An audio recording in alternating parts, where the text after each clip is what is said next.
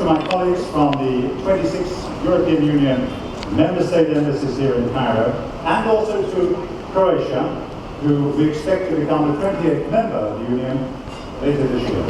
Ahlan wa sahlan. We're here tonight to celebrate Europe Day, which marks the EU's achievements in promoting democracy, human rights, peace and prosperity on the European economy. And for these efforts, the EU, as you will know, was awarded the 2012 Nobel Peace Prize.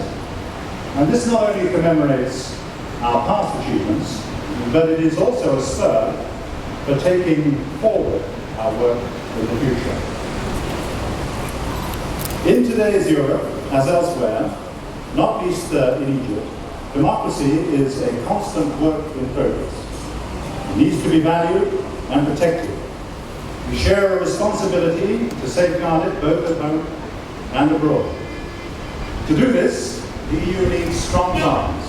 And that's why we've bolstered our position in the United Nations and deepened our relationships with key countries like Egypt and important regional organizations like the League of Arab States. Our experience in forging compromise among 27 countries with their distinct cultures, languages, and histories is an important asset when we're working with our partners around the world. And it gives the EU a unique perspective in helping to solve crises. But that being said, we know that there is still so much more to be done when it comes to ending the tragedy in Syria, and when we're looking to find a just and a lasting solution to the Middle East peace problem. And we will certainly continue to play our full part in this, and I hope we will be able to do more this year. Here in Egypt, we have continued to work assiduously with all elements of society as the country grapples with the historic political and economic challenges that are involved in the democratic transition. Just to give a few examples. The EU assistance programs operate throughout the country, and they're targeted on the poor and the vulnerable, millions of whom benefit from them. EU firms are the major foreign investors in this country, and Europeans account for the lion's share of incoming tourism. We all know how important this is to generating much needed trade and jobs, especially for the youth. And I want to give a special welcome tonight to the Minister of Youth who is with us this evening. Thank you for coming, Minister. To that end, we work closely with the authorities and business communities here in Egypt.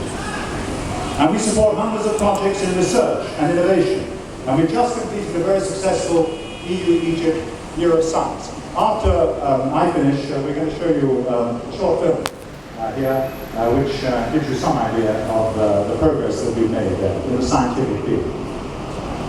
We're also a prime supporter of civil society. So good to see many of you here tonight. Whether involved in development, in cultural cooperation, or indeed in democratic advocacy. And last but by no means least, we are a strong supporter of human rights, which, alongside democratization and inclusive governance, are an absolute essential for any successful transition, as we know so well from our own experience in Europe. Many of you here tonight are involved with these various programs and more. And I want to thank all of you for the great cooperation we've had over the past year, and look forward to more of it in the year to come. Ladies and gentlemen, 63 years ago, one of the EU's founding fathers, Robert Schuman, called on the nations of Europe to make war on that continent impossible and to spread peace and prosperity everywhere. This work is more needed than ever. And we are working with Egyptians from all walks of life. That is what we will continue to do in this great country. Please enjoy yourselves this evening and enjoy the film to follow. Thank you so much for coming.